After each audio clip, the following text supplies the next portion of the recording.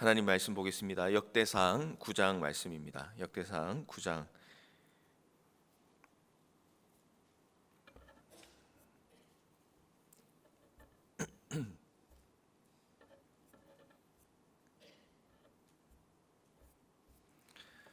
1절에서 34절까지 말씀입니다.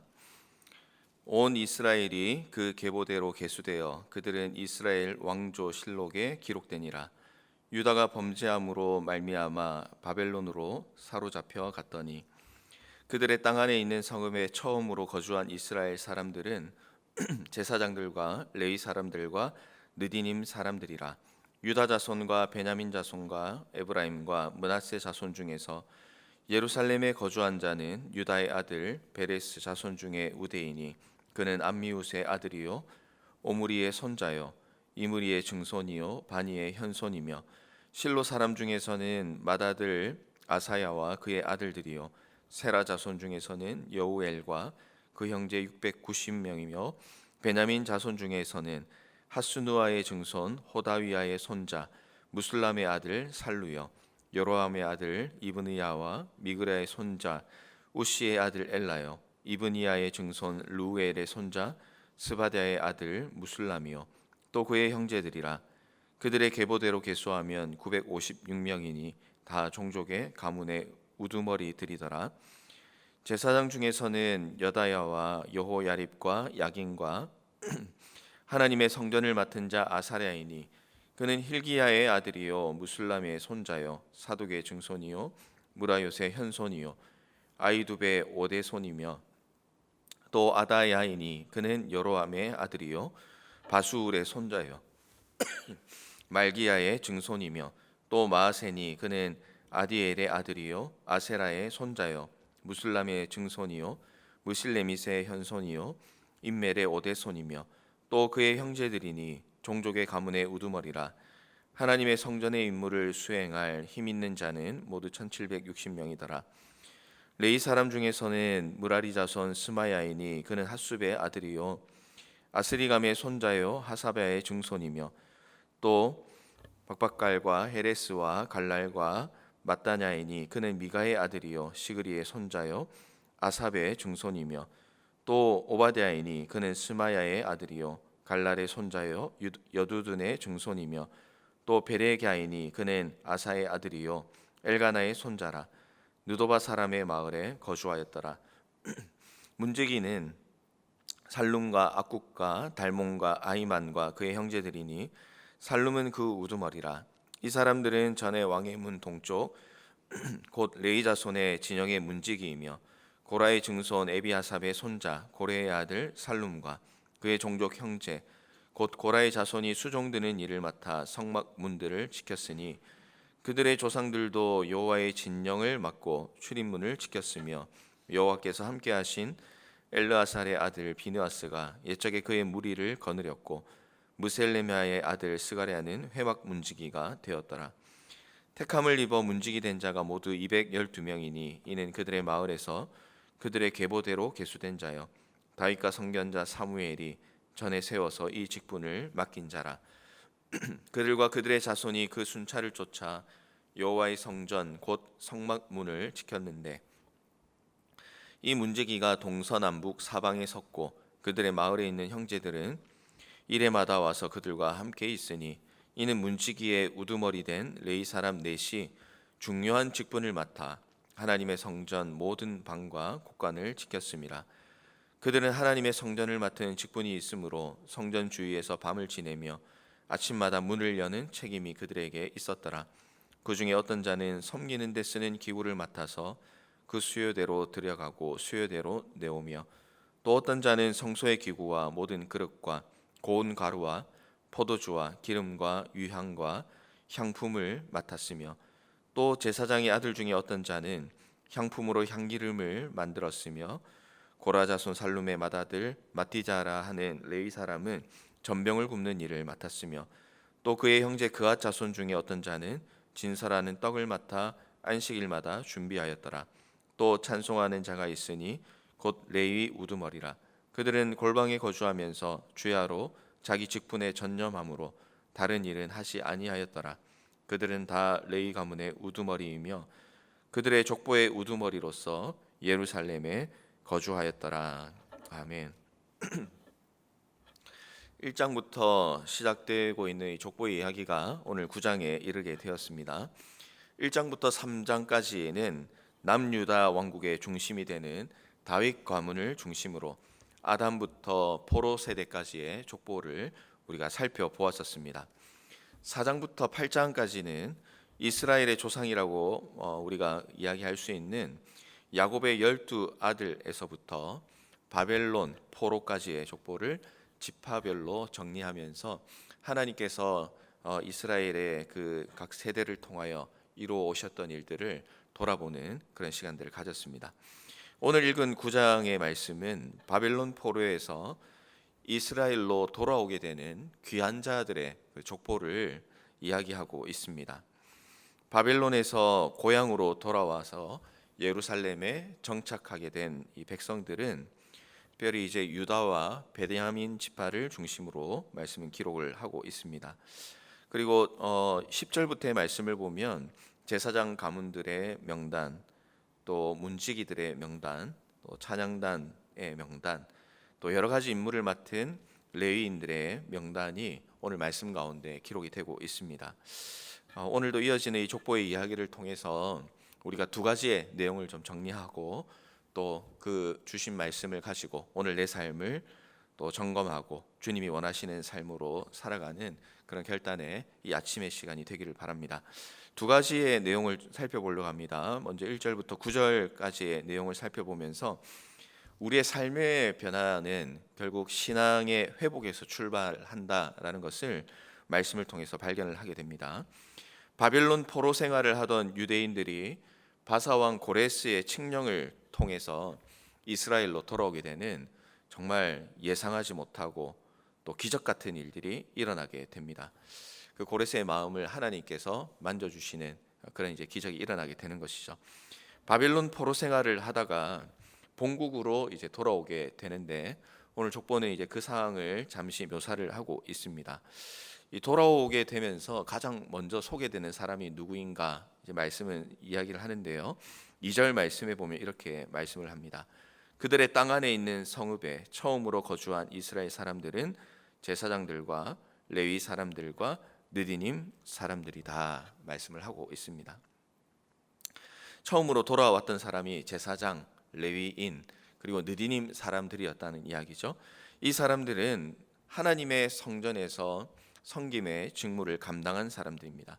이 느디님 사람은 성전에서 레위인들을 도왔던 일꾼을 이야기하고 있습니다. 포로 귀한 자들을 소개하면서 특별히 이제 족보를 지금 정리하는 가운데 있는데요. 이들이 가장 먼저 언급된 이유가 무엇일까? 이 족보의 이야기를 보면서 이 생각을 떠올릴 수밖에 없었습니다. 무너진 삶 가운데서 재건을 하고 또 신앙의 삶에서 회복을 해 나간다라고 할 때에는 그 출발점이 다른 데 있는 것이 아니라 신앙의 회복 또 예배의 회복이 가장 필요하고 중요하다는 의미가 담겨 있다는 생각을 해보게 됩니다. 이들이 포로 생활을 오랫동안 하다가 성전으로 돌아왔을 때, 이 예루살렘으로 돌아왔을 때 그 성전은 굉장히 처참했을 것으로 예상을 합니다.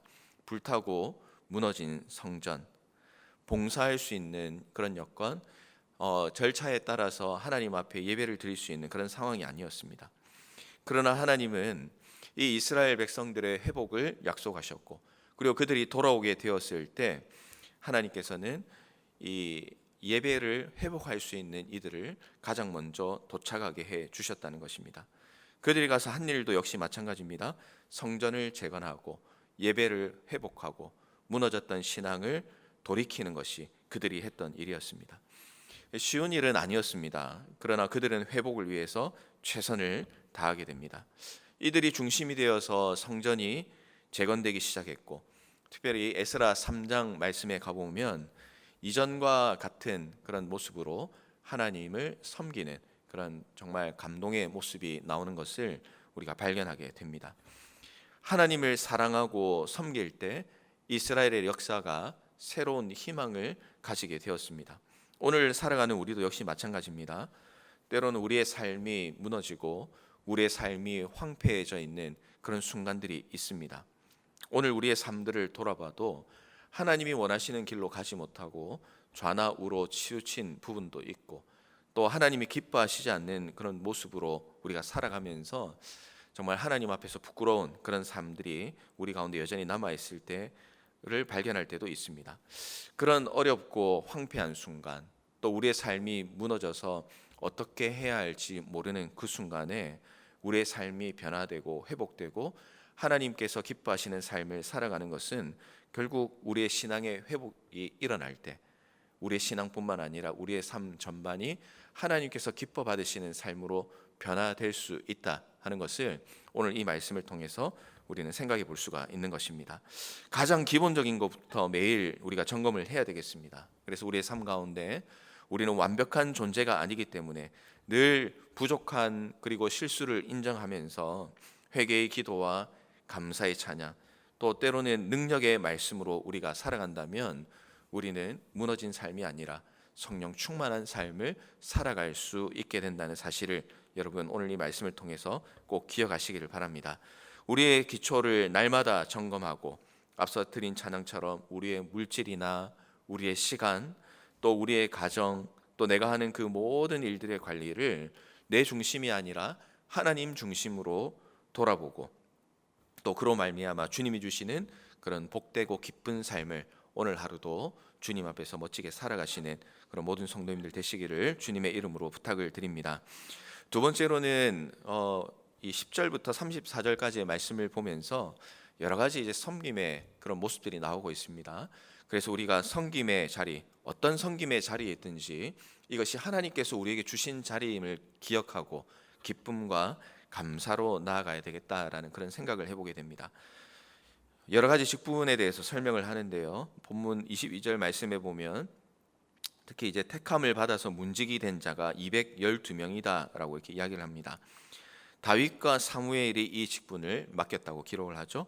그리고 23절에는 그들과 그들의 자손이 여호와의 성전 문을 지켰다 이야기를 합니다. 24절에는 문지기가 동서남북으로 섰고요. 26절에는 문지기에 두목된 네 사람이 직분을 맡아서 하나님의 모든 곳간을 지키고 있습니다. 또 그들은 하나님의 이 주신 직분으로 성전 주위에서 밤을 지내면서 아침마다 문을 여는 책임이 있었다라고 합니다. 28절에서 32절에도 여러 직분과 임무가 나옵니다.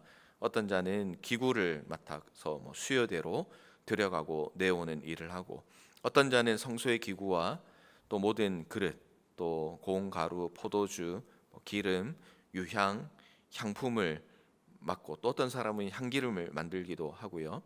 또 어떤 사람은 진설하는 떡을 맡아서 또 안식일에 준비하는 일들, 또 찬양하는 일들, 정말 아주 세세한 부분까지 이 족보에 기록이 되고 있습니다. 그래서 족보에 굳이 이런 것까지 기록을 해야 되는가 이런 생각이 들 수도 있지만, 그러나 이런 세부적인 일들을 이제 하나하나 보면서 어떤 거는 또 좀 대단해 보이는 일이기도 하고, 어떤 것은 정말 눈에 보이지 않고 좀 지극히 작아 보이는 일인 것처럼 보이기도 합니다. 그러나 이런 모든 일들을 세세하게 기록해 놓고, 또 이런 일들이 모두 연합하여서 하나님께 멋지게 드려질 수 있다라는 것을 이야기하는 것은 결국 하나님 앞에서 우리가 섬기고 하나님께서 맡겨주신 일들을 감당해 나가는 그 모든 것은 이 사람의 어떤 시각과 평가로 그것이 좋고 안 좋고 또 멋지고 좀 덜 멋지고 이런 기준이 있는 것이 아니라, 하나님께서 맡겨주신 그 모든 것들은 우리가 귀한 것이고, 또 하나님께서 나에게 무언가를 맡겨주셨다면 우리는 그것을 평가하는 자가 아니라 맡겨주신 그 일에 기쁨으로 충성하는 삶을 살아나가는 것이 필요하다라는 것입니다.